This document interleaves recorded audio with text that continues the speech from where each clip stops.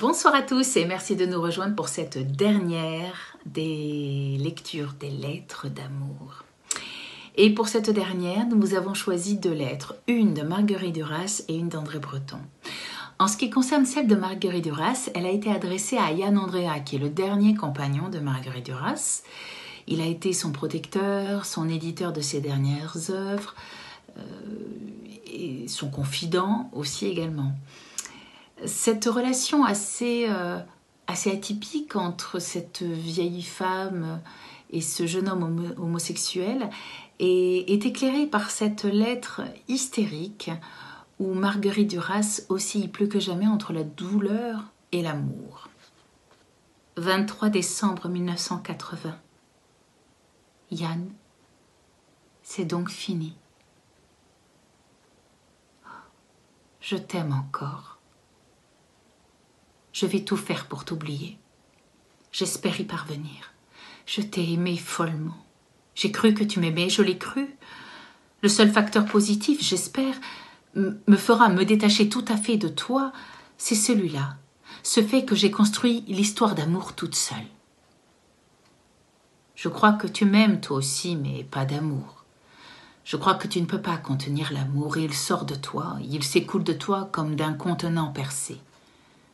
Ceux qui n'ont pas vécu avec toi ne peuvent pas le savoir. J'ai aperçu quelque chose de ça lors de la première scène à Deauville. Je me suis dit, mais avec qui je suis? Et puis tu as pleuré, et ça a été comaté. Mais je n'ai pas oublié cet effroi. Je voudrais que tu saches ceci. Ce n'est pas parce que tu dragues et que tu en passes par le cérémonial pitoyable des PD que je te quitte. Tout serait possible, tout si tu étais capable d'aimer. Je dis bien capable d'aimer, comme on dirait capable de marcher. Le fait que tu ne parles jamais, ce qui m'a tellement frappé, vient de ça aussi, de ce manque à dire, d'avoir à dire. Peut-être est-ce un retard seulement, je l'espère. Tu n'es même pas méchant. Je suis bien plus méchante que toi. Mais j'ai en moi dans le même temps l'amour, cette disposition particulière, irremplaçable de l'amour. Tu ne l'as pas. Tu es déserté de ça. Je vais essayer de te trouver un travail à Paris ou ailleurs. Un travail qui te convient. Je veux bien te louer une chambre à Caen où tu as tes vrais amis. Je ne te laisserai pas tomber. Je t'aiderai. Mais je veux me tenir à l'abri de cette aridité qui sort de toi et qui est carcérale, intolérable, épouvantable. Je ne sais pas de quoi elle procède, je ne peux pas la décrire sauf en ceci, qu'elle est en creux, en manque, en vide, à côté de quoi ma méchanceté, par exemple, est une prairie, un printemps. Vivre avec toi, à côté de toi, non, c'est impossible. Tu m'as écrit pendant des années justement parce que j'échappais à cette indécence d'exister. Je t'aime, Yann. C'est terrible. Mais je préfère encore être à t'aimer qu'à ne pas t'aimer. Je voudrais que tu saches ce que c'est. Oh, quel été. Quelle illusion. Que c'était merveilleux. Ça ne pouvait pas continuer, ce n'était pas possible. Seules les erreurs peuvent prendre cette plénitude. Je ne sais pas quoi faire de la vie qui me reste à vivre. Très peu d'années. Le crime, c'était ça. De me faire croire qu'on pouvait encore m'aimer. En retour de ce crime, il n'y a rien. S'il arrive que j'ai le courage de me tuer, je te le ferai savoir. Le seul empêchement est encore mon enfant. Je t'aime. Marguerite. Eh bien, merci. Et je vous laisse avec Lucas et une lettre d'André Breton. Merci beaucoup.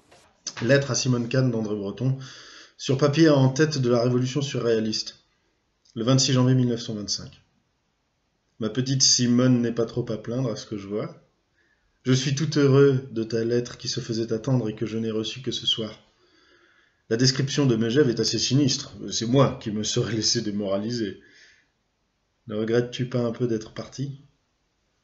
Je le crains bien un peu à cause du caractère obligatoire de ce départ, mais l'humeur de mon chéri, qui ne connaît pas cette humeur, ignore comment peut s'allier à la compréhension parfaite de la vie la plus étonnante légèreté du cœur.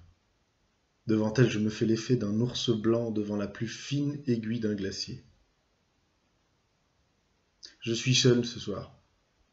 Aragon a trop bu de champagne à midi, la famille Éluard fait la queue au concert Mayol ou ailleurs. Hier soir, de 8h30 à minuit, j'étais en compagnie d'Artaud, de Thual, de Perret et d'Aragon, dans un nouveau café des boulevards. Thual était merveilleux. Ses discours, dépourvus du lyrisme conventionnel, ont suffi à m'occuper tout ce temps. Il est difficile d'en donner idée. Il ne semble pas qu'aucun sujet lui soit interdit, et chaque sujet l'inspire d'une façon brillante et toute naturelle. Aucune déclamation, aucun après, aucune longueur, pas la moindre envie apparente de se rendre plus intéressant qu'il n'est. C'est un grand plaisir de l'écouter seulement, et il n'a pas l'air de beaucoup s'en douter. Jusqu'ici, l'activité d'Artaud a fait merveille. Il propose et dispose avec tout le tact et l'intelligence possible.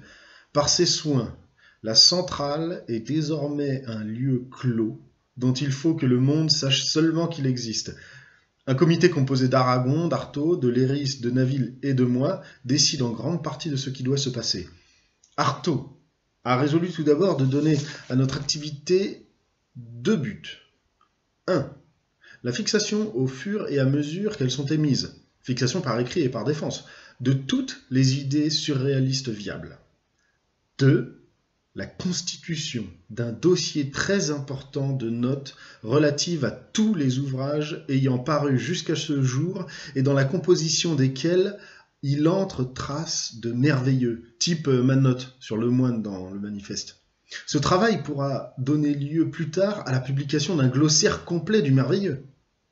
À notre activité extérieure, Artaud demande encore mieux que nous rédigions des adresses au pape, au Dalaï-Lama du Tibet, aux recteurs de toutes les universités d'Europe et d'Asie, et parmi ces derniers, particulièrement aux recteurs des universités d'Égypte, actuellement emmerdés par les Anglais, aux directeurs de tous les asiles d'aliénés du département de la Seine, à l'archevêque de Paris, aux directeurs des grandes revues telles que Massy, Doulieu, Rivière, etc., pour inviter ceux-ci à se prononcer nettement sur notre activité internationale, aux critiques littéraires, picturaux, philosophiques, théologiques, pour leur signifier que nous ne les tiendrons au courant de cette action que dans la mesure où ils se seront prononcés en faveur du merveilleux, et au cas où ils ne seraient pas d'accord et y seraient hostiles, en les invitant à rentrer dans leur trou, etc.